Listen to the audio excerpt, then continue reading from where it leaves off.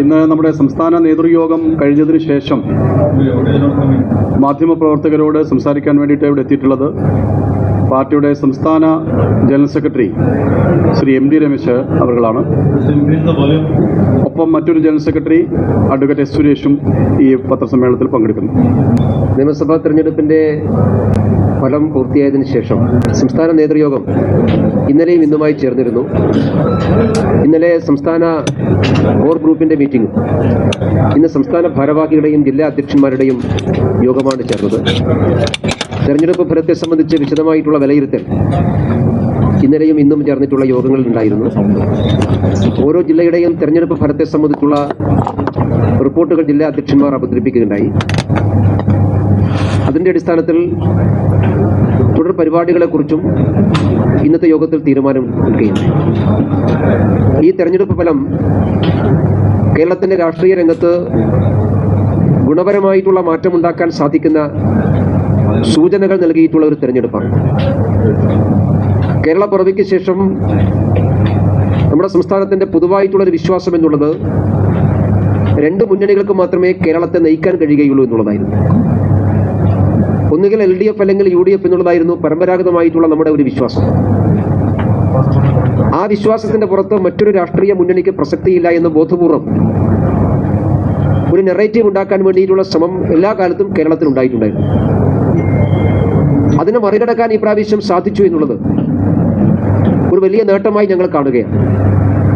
അതുകൊണ്ട് 2026 നിയമസഭാ തെരഞ്ഞെടുപ്പ് ഫലം നൽകുന്ന ഏറ്റവും പ്രധാനപ്പെട്ട സൂചന കേരളത്തിൽ LDF-നും UDF-നും ബദലായിട്ടുള്ള ഒരു തേർഡ് ഓൾട്ടർനേറ്റീവ് കേരളത്തിൽ രജിസ്റ്റർ ചെയ്യപ്പെട്ടിരിക്കുന്നു, ജനമത് അംഗീകരിച്ചിരിക്കുന്നു എന്നുള്ളതാണ് തെരഞ്ഞെടുപ്പ് ഫലത്തിന്റെ പ്രധാനപ്പെട്ട സൂചനയായിട്ട് ഞങ്ങൾ വിലയിരുത്തിയിട്ടുള്ളത്. 3 നിയമസഭാ മണ്ഡലങ്ങൾ ജയിക്കാനും 6 മണ്ഡലങ്ങളിൽ 2ാം സ്ഥാനത്ത് വരാനും കേരളത്തിൽ 30 ലക്ഷത്തോളം വോട്ടുകൾ സമാഹരിക്കാനും ദേശീയ ജനാധിപത്യ സഖ്യത്തിന് സാധിച്ചിട്ടുണ്ട്. ഈ വലിയ വിജയത്തിലേക്ക് ദേശീയ ജനാധിപത്യ സഖ്യത്തെ എത്തിച്ചിട്ടുള്ള കേരളത്തിലെ എല്ലാ വോട്ടർമാരെയും സംസ്ഥാന നേതൃയോഗം നന്ദി രേഖപ്പെടുത്തി. ദേശീയ ജനാധിപത്യ സഖ്യത്തിന് അനുകൂലമായി വോട്ട് രേഖപ്പെടുത്തിയ 30 ലക്ഷത്തോളം വരുന്ന വോട്ടർമാരുടെ ശബ്ദം നിയമസഭയിൽ പ്രതിഫലിക്കാനല്ല വലിയ ഉത്തരവാദിത്വമാണ് NDA MLA-മാർക്കുള്ളത്. BJP-ക്കും NDA-ക്കും വോട്ട് ചെയ്തവരും വോട്ട് ചെയ്യാത്തവരുമായിട്ടുള്ള വലിയ ജനവിഭാഗമുണ്ട്. അവർക്കെല്ലാവർക്കും നീതി ഉറപ്പാക്കാൻ സാധിക്കുന്ന അവരുടെ ശബ്ദമായിട്ട് NDA MLA-മാർ നിയമസഭയിൽ ഉണ്ടാകണം എന്നുള്ളതാണ് ഞങ്ങൾ എടുത്തിട്ടുള്ള തീരുമാനം. അതുകൊണ്ട് കേരളത്തിൽ ഒരു യഥാർത്ഥ ജനകീയ പ്രതിപക്ഷമായിട്ട് പ്രവർത്തിക്കാൻ ദേശീയ ജനാധിപത്യ സഖ്യം തയ്യാറാകും. കേരളത്തിലെ ജനങ്ങളുടെ ഏറ്റവും പ്രധാനപ്പെട്ട രാഷ്ട്രീയ പ്രശ്നങ്ങൾ, ജീവിത പ്രശ്നങ്ങൾ നിയമസഭയിൽ അവതരിപ്പിക്കുക എന്നുള്ളതാണ് ഞങ്ങളുടെ ഉത്തരവാദിത്വമായിട്ട് ഞങ്ങൾ കാണുന്നത്. പുതിയ ഗവൺമെന്റ് അധികാരത്തിലേൽക്കാൻ വേണ്ടി പോകുന്നു. പുതിയ ഗവൺമെന്റിനെ BJP സ്വാഗതം ചെയ്യുന്നു. പുതിയ ഗവൺമെന്റിന്റെ മുൻഗണനാക്രമങ്ങൾ എന്താണെന്ന് അറിഞ്ഞതിന് ശേഷം ആ ഗവൺമെന്റിന്റെ പ്രവർത്തനങ്ങൾ സഹകരിക്കാൻ BJP തയ്യാറാകും. പ്രത്യേകിച്ചും വിവേചനരഹിതമായിട്ടുള്ള വികസനം ഉറപ്പുവരുത്താൻ, നീതിയുക്തമായിട്ടുള്ള വികസനം ഉറപ്പുവരുത്താൻ, എല്ലാ ജനവിഭാഗങ്ങളുടെയും തുല്യതയോടുകൂടി കാണാൻ ഈ സർക്കാർ പരിശ്രമിച്ചാൽ അത്തരമൊരു വികസന പരിശ്രമത്തിന് എല്ലാ പിന്തുണയും BJP-യുടെ ഭാഗത്തുനിന്ന് ഉണ്ടാകും. വിവേചനരഹിതമായിട്ടുള്ള വികസനം എന്നുള്ളതാണ് ഞങ്ങൾ മുമ്പോട്ട് വെക്കുന്ന കാഴ്ചപ്പാട്. കേന്ദ്രത്തിലെ നരേന്ദ്രമോദി ഗവൺമെന്റ് ഒരു സംസ്ഥാനത്തോടും വിവേചനം കാണിക്കുന്നില്ല. പക്ഷെ നിർഭാഗ്യവശാൽ നമ്മുടെ കേരളത്തിൽ തദ്ദേശഭരണ സ്ഥാപനങ്ങളോട് പോലും രാഷ്ട്രീയത്തിന്റെ പേരിൽ വിവേചനം കാണിക്കുന്ന ഒരു സമീപനമാണ് കഴിഞ്ഞ കാലങ്ങൾ സ്വീകരിച്ചിട്ടുള്ളത്. കഴിഞ്ഞ 10 വർഷത്തെ LDF ഗവൺമെന്റ് BJP ഭരിക്കുന്ന തദ്ദേശ ഭരണ സ്ഥാപനങ്ങളോടൊക്കെ അങ്ങേയറ്റം ക്രൂരമായിട്ടുള്ള സമീപനമാണ് സ്വീകരിച്ചിട്ടുള്ളത്. പുതിയ ലോക്കൽ ബോഡി തെരഞ്ഞെടുപ്പ് പൂർത്തിയായതിനു ശേഷം ഞങ്ങൾ ഭരിക്കുന്ന തിരുവനന്തപുരം കോർപ്പറേഷൻ, ഞങ്ങൾ ഭരിക്കുന്ന മുനിസിപ്പാലിറ്റികൾ, ഞങ്ങൾ ഭരിക്കുന്ന പഞ്ചായത്തുകൾ, അവരോടെല്ലാം അങ്ങേയറ്റം വിവേചനപൂർണ്ണമായിട്ടുള്ള സമീപനമാണ്, ശത്രുതാപരമായിട്ടുള്ള സമീപനമാണ്. BJP-യോടുള്ള ശത്രുത ഞങ്ങൾ ഭരിക്കുന്ന പ്രദേശഭരണ സ്ഥാപനങ്ങളിലെ ജനങ്ങളോടുള്ള ശത്രുതയാക്കി മാറ്റാനാണ് CPM-ഉം LDF-ഉം ശ്രമിച്ചിട്ടുള്ളത്. അതിൽ തിരുത്തലുണ്ടാവണം. വിവേചനപൂർണ്ണമായ സമീപനം ഉണ്ടാവരുത് എന്ന് ഞങ്ങൾ പുതിയ അധികാരമേൽക്കുന്ന UDF ഗവൺമെന്റിനോട് ആവശ്യപ്പെടുകയാണ്. അങ്ങനെ വിവേചനരഹിതമായിട്ടുള്ള വികസനം കൊണ്ടുവരാൻ UDF ഗവൺമെന്റ് ശ്രമിച്ചാൽ അതിനെ സ്വാഗതം ചെയ്യാനും അതിന്റെ കൂടെ നിൽക്കാനും BJPയും NDAയും എല്ലാ കാലത്തും പ്രതിജ്ഞാബദ്ധമാണ്. കേന്ദ്ര ഗവൺമെന്റിന് കേരളത്തോട് ഏറ്റവും നിർലോഭമായിട്ടുള്ള സഹായമാണ് കേന്ദ്ര സർക്കാരിന് കിട്ടുന്നത്. പക്ഷെ കഴിഞ്ഞ 10 വർഷമായി പിണറായി വിജയന്റെ കഴിഞ്ഞ ഗവൺമെന്റ് ചെയ്തത് കേന്ദ്ര സർക്കാരോട് യുദ്ധം പ്രഖ്യാപിച്ച് എല്ലാ കേന്ദ്രാവിഷ്കൃത പദ്ധതികളെയും കേരളത്തിൽ അട്ടിമറിക്കുക എന്നുള്ള സമീപനമാണ് കഴിഞ്ഞ 2 പിണറായി സർക്കാരുകളും ചെയ്തിട്ടുള്ളത്. അതിൽ മാറ്റം വരുത്താൻ പുതിയ ഗവൺമെന്റ് തയ്യാറാകണം ഞങ്ങൾ ആവശ്യപ്പെടുകയാണ്. കേന്ദ്രാവിഷ്കൃത പദ്ധതികൾ BJP വിരോധത്തിന്റെ പേരിലും മോഡി വിരോധത്തിന്റെ പേരിലും മലയാളികൾക്ക് നഷ്ടപ്പെടാൻ വേണ്ടി പാടില്ല. അതുകൊണ്ട് ഈ സർക്കാർ കഴിഞ്ഞ സർക്കാരിന്റെ കാലത്ത് തെറ്റിദ്ധരുത്തണം. PMC പദ്ധതി ഉൾപ്പെടെ, ആയുഷ്മാൻ ഭാരത് പദ്ധതി ഉൾപ്പെടെ, PM വയോവന്ദൻ പദ്ധതി ഉൾപ്പെടെ കേരളത്തിൽ പിണറായി വിജയൻ നിഷേധിച്ചിട്ടുള്ള കേന്ദ്രാവിഷ്കൃത പദ്ധതികളുണ്ട്. കേരളത്തിലെ സാധാരണക്കാരായിട്ടുള്ള ആളുകൾക്ക് കോടിക്കണക്കിന് രൂപയുടെ ആനുകൂല്യം കിട്ടുന്ന ഈ പദ്ധതികൾ അത് BJP വിരോധം കൊണ്ടാണ് കേരളത്തിൽ നിഷേധിച്ചിട്ടുള്ളത്. അതുകൊണ്ട് അത്തരം പദ്ധതികൾ കേരളത്തിൽ നടപ്പിലാക്കാൻ, കേന്ദ്രാവിഷ്കൃത പദ്ധതികൾ കേരളത്തിൽ നടപ്പിലാക്കാൻ പുതിയ ഗവൺമെന്റ് തയ്യാറാകണം എന്ന് BJP ആവശ്യപ്പെടുകയാണ്. അത്തരമൊരു സമീപനമാവണം. രാഷ്ട്രീയ വിരോധം വേറെ, വികസനം വേറെ. ജനങ്ങൾക്ക് പ്രയോജനപ്പെടുന്ന കാര്യങ്ങൾ രാഷ്ട്രീയത്തിന്റെ കണ്ണട മാറ്റിവെച്ചുകൊണ്ട് കേരളത്തിൽ പ്രയോജനപ്പെടുത്താൻ ആവശ്യമായിട്ടുള്ള സാഹചര്യം ഉണ്ടാക്കണം എന്ന് പുതിയ ഗവൺമെന്റിനോട് ഞങ്ങൾ ആവശ്യപ്പെടുകയാണ്. ഞങ്ങൾ മുൻവിധിയോടുകൂടി ഒന്നും കാണുന്നില്ല. പക്ഷെ കേരളത്തെ സംബന്ധിച്ചിടത്തോളം UDF ജയിച്ചപ്പോൾ ഒരുപാട് ആശങ്കകൾ കേരളത്തിലെ ജനങ്ങൾക്കുണ്ട്. ആ ആശങ്കകൾ ശരിയാണ് എന്ന് ബോധ്യപ്പെടുന്ന രീതിയിലേക്കാണ് കാര്യങ്ങൾ വരുന്നത്. ഇപ്പൊ നിയമസഭാ തെരഞ്ഞെടുപ്പിന്റെ സന്ദർഭത്തിൽ കേരളത്തിലെ സാമുദായിക വർഗീയ തീവ്രവാദ ശക്തികളുമായിട്ട് സന്ധി ചെയ്യാനാണ് UDF തയ്യാറായത്, കോൺഗ്രസ് തയ്യാറായത്. ജമാഅത്തെ ഇസ്ലാമിയെ സഖ്യം ചെയ്തു. ചില സ്ഥലങ്ങളിൽ അവർ SDP സഖ്യം ചെയ്തു. കഴിഞ്ഞ ദിവസം ബഹുമാനപ്പെട്ട നിയുക്ത മുഖ്യമന്ത്രി പറയുന്നത് കേട്ടു, ഞാൻ SDP വോട്ട് വേണ്ട ഇത് ഞങ്ങൾ പറഞ്ഞിട്ടുണ്ട്. എവിടെയാണ് പറഞ്ഞിട്ടുള്ളത്? മഞ്ചേശ്വരത്ത് SDP വോട്ട് ആർക്കായിരുന്നു? UDFന്റെ സ്ഥാനാർത്ഥിയല്ലേ പരസ്യമേ SDP സഹായം ചോദിച്ചത്?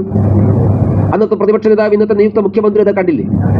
അപ്പൊ തരാതരം പോലെ SDP പിന്തുണയും ജമാഅത്തെ ഇസ്ലാമിയുടെ പിന്തുണയൊക്കെ വരുത്തി ഒരു ഏകീകരണം ഉണ്ടാക്കി, സാമുദായിക ഏകീകരണം ഉണ്ടാക്കി, തീവ്രവാദ ശക്തികളെ സഹായിച്ച് അങ്ങനെയാണ് UDF ഗവൺമെന്റ് അധികാരത്തിൽ വരുന്നത്. അത് തുടർ പ്രവർത്തനങ്ങളിലും ഉണ്ടാകുമോ എന്നുള്ള ആശങ്ക കേരളത്തിലെ ജനങ്ങൾക്കുണ്ട്. ആ ആശങ്ക ഞങ്ങൾ പങ്കുവെക്കുകയാണ്. ആ ആശങ്കയുടെ ഭാഗമായിട്ടാണ് മുഖ്യമന്ത്രിയെ തെരഞ്ഞെടുപ്പൊക്കെ വൈകിയെന്ന് എല്ലാവർക്കും അറിയാം. മുഖ്യമന്ത്രിയെ തെരഞ്ഞെടുക്കുന്ന കാര്യം കോൺഗ്രസിന്റെ ആഭ്യന്തര കാര്യമാണ്. പക്ഷെ കോൺഗ്രസിന്റെ ആഭ്യന്തര കാര്യം എങ്ങനെയാണ് വൈകിയത്? അതിൽ വർഗീയ അജണ്ട കൊണ്ടുവന്നത് കൊണ്ടാണ്. ചില ആളുകളെ പ്രീണിപ്പിക്കാൻ വേണ്ടി പരിശ്രമിക്കുന്നുകൊണ്ടാണ്. ചില ആളുകളുടെ തീരുമാനം നടപ്പിലാക്കാൻ വേണ്ടിയിട്ടുള്ളതായിരുന്നു. ഇതെല്ലാം എല്ലാവർക്കും പകൽ പോലെ ബോധ്യമായിട്ടുള്ളതാണ്. ഇനി അങ്ങോട്ടും ഇത്തരം നിലപാടുകളാണോ UDF ഗവൺമെന്റ് ഉണ്ടാകാൻ വേണ്ടി പോകുന്നുള്ള ആശങ്ക കേരളത്തിലെ ജനങ്ങളുണ്ട്. അതുകൊണ്ട് ആ ആശങ്ക ഞങ്ങൾ ജനങ്ങളുമായിട്ട് പങ്കുവെക്കുകയാണ്. ഈ കാര്യത്തിൽ തിരുത്താൻ വേണ്ടി തയ്യാറാണ്. ചില ശക്തികൾക്ക്, ചില ആളുകൾക്ക് എന്ത് പറയാൻ വിമർശിക്കാം, ചില ആളുകൾക്ക് പാടില്ല. ചില ആളുകൾക്ക് അഭിപ്രായം പറയാം, ചില ആളുകൾക്ക് അഭിപ്രായം പറയാൻ പാടില്ല. അത്തരമൊരു നിലപാടാണ് ഇപ്പോ മുഖ്യമന്ത്രിയാകാൻ വേണ്ടി പോകുന്ന വ്യക്തിയും കോൺഗ്രസ് നേതൃത്വം സ്വീകരിക്കുന്നത്. ഇപ്പൊ കേരളത്തിലെ മുഖ്യമന്ത്രിയെ കോൺഗ്രസ് പാർലമെന്ററി പാർട്ടി ലീഡറെ തെരഞ്ഞെടുക്കുന്നതുമായി ബന്ധപ്പെട്ടുകൊണ്ട് തർക്കം വന്നപ്പോൾ ചില ഹിന്ദു സാമുദായിക സംഘടനകൾ ചില അഭിപ്രായം പറഞ്ഞു. ശരിയാണ്, കോൺഗ്രസിന്റെ ആഭ്യന്തര കാര്യമാണ്. പക്ഷേ ചില സംഘടന അഭിപ്രായം പറഞ്ഞു. ആ അഭിപ്രായം പറഞ്ഞപ്പോൾ അവരെ പുലഭ്യം പറയാനും തെറി പറയാനുമാണ് തയ്യാറാകുന്നത്. മറ്റുള്ള ചില സംഘടനകൾ അഭിപ്രായം പറഞ്ഞു. SNDPയും NSM അഭിപ്രായം പറഞ്ഞപ്പോൾ അത് ശരിയല്ല എന്ന് പറയുന്ന ആളുകൾ എങ്ങനെയാണ് ജമാഅത്തെ ഇസ്ലാമിയും സമസ്ത അഭിപ്രായം പറഞ്ഞപ്പോൾ ശരിയാണെന്ന് പറയുന്നത്? അതൊരു സമീപനമാണ്. അതുകൊണ്ട് അത്തരം സമീപനങ്ങൾ എന്താണ് ഈ സർക്കാരിന്റെ അജണ്ട എന്ന് വ്യക്തമാക്കുന്നതാണ്. അത് കേരളത്തിന് അപകടം ചെയ്യും. അത് ആ ആശങ്ക ജനങ്ങൾക്കുണ്ട്. സർക്കാരിന്റെ ഭാവി പ്രവർത്തനങ്ങൾ നോക്കി മാത്രമേ അതിനെക്കുറിച്ച് അഭിപ്രായം പറയാൻ സാധിക്കൂ. മറ്റൊന്ന്, തെരഞ്ഞെടുപ്പ് കാലഘട്ടത്തിൽ കേരളത്തിൽ സജീവമായി ചർച്ച ചെയ്യപ്പെട്ടുള്ള വിഷയങ്ങളിൽ പുതിയ ഗവൺമെന്റ് അടിയന്തരമായി തീരുമാനമെടുക്കണം എന്ന് ഞങ്ങൾ ആവശ്യപ്പെടുകയാണ്. നിയമസഭാ തെരഞ്ഞെടുപ്പിൽ കേരളത്തിൽ വലിയൊരു വിഭാഗം ആളുകൾ ചർച്ച ചെയ്തിട്ടുള്ളത് ശബരിമല കൊള്ളയുമായി ബന്ധപ്പെട്ട വിഷയമാണ്. അത് UDFന്റെ പ്രചരണായുധവും കൂടിയായിരുന്നു.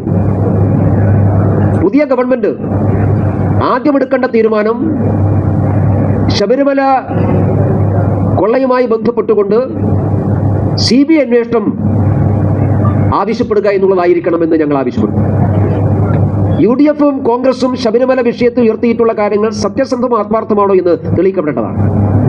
അവരന്നുന്നയിച്ച കാര്യങ്ങൾ സത്യസന്ധമാണെങ്കിൽ പുതിയ മന്ത്രിസഭാ യോഗം ആദ്യം എടുക്കേണ്ടത് ശബരിമല കൊള്ളക്കേസ് CBIക്ക് വിടാൻ ആവശ്യമായുള്ള തീരുമാനമെടുക്കലാകണം എന്ന് ഞങ്ങൾ നിയുക്ത മുഖ്യമന്ത്രിയോട് ആവശ്യപ്പെടുകയാണ്. അധികാരമേൽക്കാൻ വേണ്ടി ഗവൺമെന്റ് ആവശ്യപ്പെടുകയാണ്. മാത്രമല്ല, ശബരിമല സ്ത്രീ പ്രവേശനവുമായി ബന്ധപ്പെട്ടുകൊണ്ട് കേരളത്തിൽ ഉയർന്നിട്ടുള്ള വിവിധ പ്രക്ഷോഭങ്ങളുണ്ട്. ആ കാലഘട്ടത്തിൽ പിണറായി വിജയന്റെ കേസ് നിരപരാധികളായിട്ടുള്ള അയ്യപ്പ ഭക്തന്മാരുടെ മേൽ കള്ളക്കേസ് എടുത്തിട്ടുണ്ട്. ശബരിമല സ്വർണ്ണക്കൊള്ളക്കെതിരായി നടന്നിട്ടുള്ള സമരങ്ങളിലും കള്ളക്കേസ് എടുത്തിട്ടുണ്ട്.